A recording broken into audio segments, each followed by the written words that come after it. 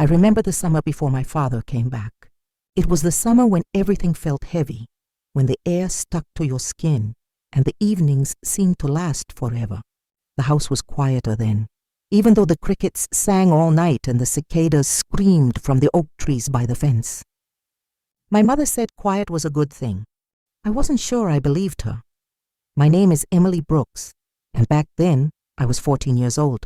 I lived with my mom, Linda, in a house that looked like it had been standing since the world began to get tired. The paint peeled off the walls, the front porch leaned a little to the right, and when the wind came through the screen door, it made a sound like someone sighing. My mother used to tell me stories about the time when she and my father lived there together.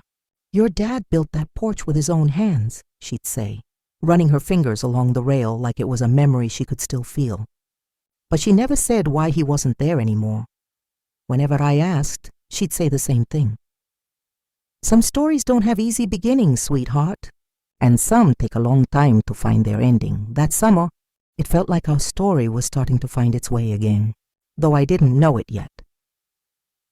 The first sign came one afternoon when the mailman stopped his truck at the end of our driveway and honked twice. That was strange because he never did that. I ran down barefoot, my toes burning on the gravel, and found a single brown envelope sitting on the passenger seat of his truck. It was addressed to my mom, but there was a second name written faintly under hers, mine. The return address said Daniel Brooks, Portland, Oregon. My heart thudded in my chest. I had never gotten mail from my father before. I'd barely even heard his name spoken in years. When I brought it to Mom, she froze. Her hands were covered in flour. She'd been making biscuits, and for a second she didn't even reach for it. She just looked at the envelope like it might start talking. "Where'd you get this?" she asked. "Mailman gave it to me," I said. "It's from him, isn't it?" She didn't answer. She wiped her hands on her apron, sat down at the table and stared at it. Then, after what felt like a century, she tore it open. The sound of paper ripping has never sounded so loud. She read it silently. Her lips moved, her eyes darted back and forth, and her breathing changed. Then she folded the letter and put it back in the envelope without saying a word. "What did he say?" I asked. "Nothing important," she said, standing up. "He just wanted to know how we're doing." That was a lie. I could tell because her voice trembled a little, the way it did when she told people she was fine, even when she wasn't. For days after that, she was different. She hummed while she cooked, like she used to when I was younger, but sometimes the song sounded sad. She cleaned the guest room. She even took down the old curtains that smelled like dust and summer storms. Then, one evening, while we sat on the porch watching the sunset burn through the clouds, she finally spoke. "Your father wants to visit," she said softly. My heart jumped. "He's coming here?" She nodded. "He says he's been working up north. He wants to see you. It's been a long time." "How long?" I asked. She looked away. "Too long." I didn't know whether to be excited or angry. I'd spent my whole life building stories in my head about the kind of man my father was. Sometimes he was a hero, sometimes a stranger, sometimes both. But now he was real again, and that was scarier than any version I'd imagined.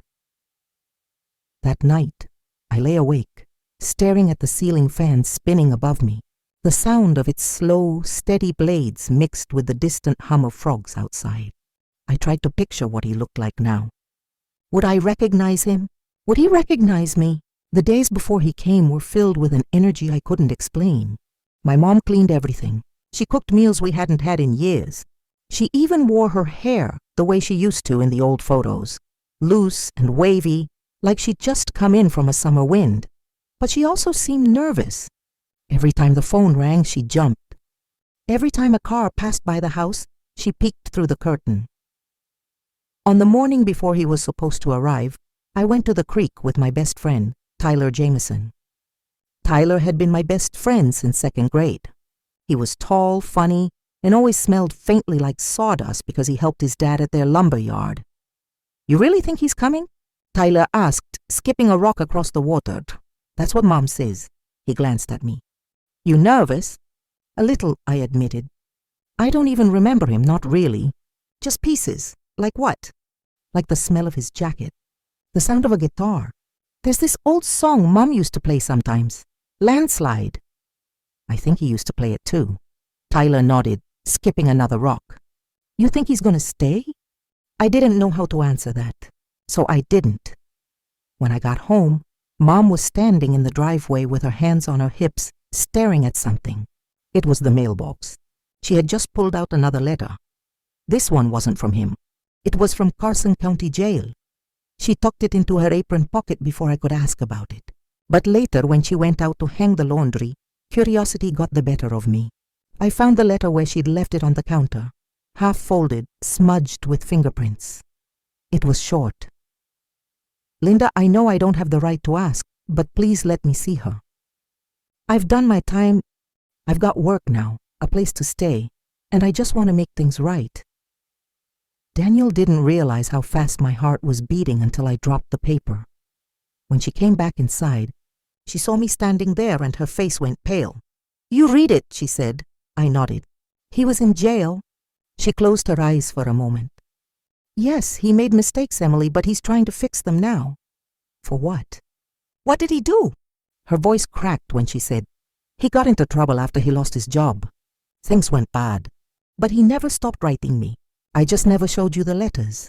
I felt something twist inside me, a mix of anger and confusion and something else I couldn't name. That night I didn't sleep. I sat by my window, staring at the moon and wondering what kind of man was coming down that road to meet me. The next morning, I woke up early.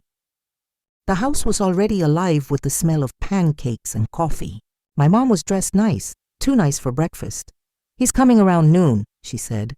Why don't you wear that blue dress Aunt Marcy sent you last Christmas? I didn't want to, but I did anyway, because part of me wanted him to see me and know me. When noon came, the sound of gravel crunching outside made my stomach drop.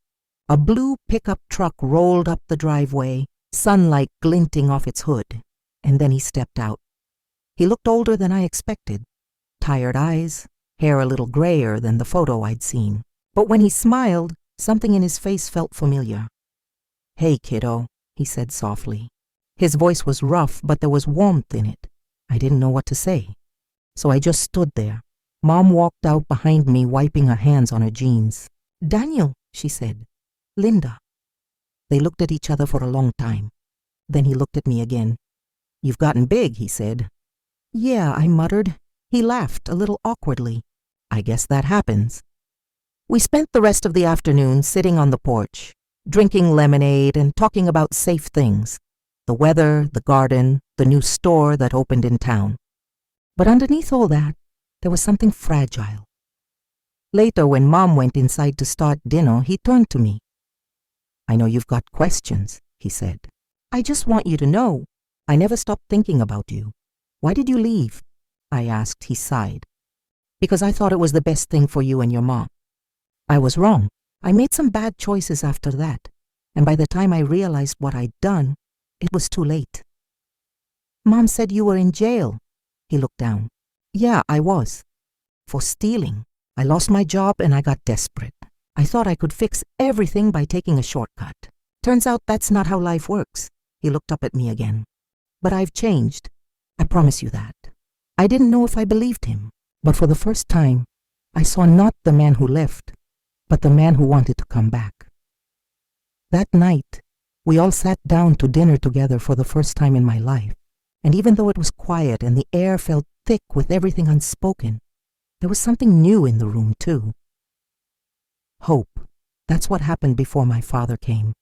But it wasn't the end of the story, only the beginning.